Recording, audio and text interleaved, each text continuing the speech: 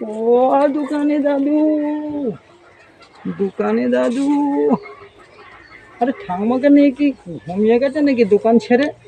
তা আমি কিছু মাল নিতে এসেছি, আমায় কিছু মাল দিন দাদু। উঠে পড়েন তাড়াতাড়ি, ঘুম থেকে উঠে পড়েন বলছি, নাহলে আমি কিন্তু রাগে এইখানে এখনই হিস্সু করে ফেলবো। তাই আমায় তাড়াতাড়ি মাল দিন। কে? আমি আপনার পুরনো লেনদেন করা খরিদ্দার। আমায় মাল তাড়াতাড়ি দাদু দিন। আমার বাড়িতে অনেক কিছু ব্যবস্থা আছে, কাজ করতে হবে। মাল বহুত কিছু মাল, যেমন লাভ মাল, আচ্ছা এলাম গেলাম মাল, আর এর মধ্যে আছে ওই 1.5 কেজি ডিম, 2.5 পোয়া গুড়, 3 পোয়া বিড়ি, আরও অনেক কিছু, 5.5 গ্রাম হচ্ছে পান। ঠিক আছে? ওসব মাল দেওয়া যাবে না। কেন দেওয়া যাবে না? আমি তো আপনার অনেক দিনের পুরনো খদ্দের নাই, দেবো না বললে কি হয় দাদু?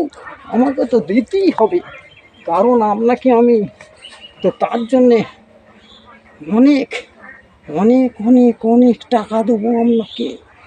কেন দেবেন না? কোথায় ছিলে এতদিন শালার নাতি? আরে আমি তো অনেক দিন ধরে ওই ইনস্টাগ্রামে ছিলাম, তারপরে ওই ইউটিউবে ছিলাম, তারপরে আমি এখন ফেসবুকে থেকে এসেছি। এখন করা হচ্ছে কি? এখন দাদু ভাই আমি ফেসবুকে অনেক অনেক ভিডিও করে সবাইকে, শ্রোতা দেখে দর্শক বন্ধু বান্ধব সবাইকে আমি দেখাতে চাই। তাই দাদু বলছি, তোমার দোকানের মাল শুধু ভেজাল ভেজাল ভেজাল।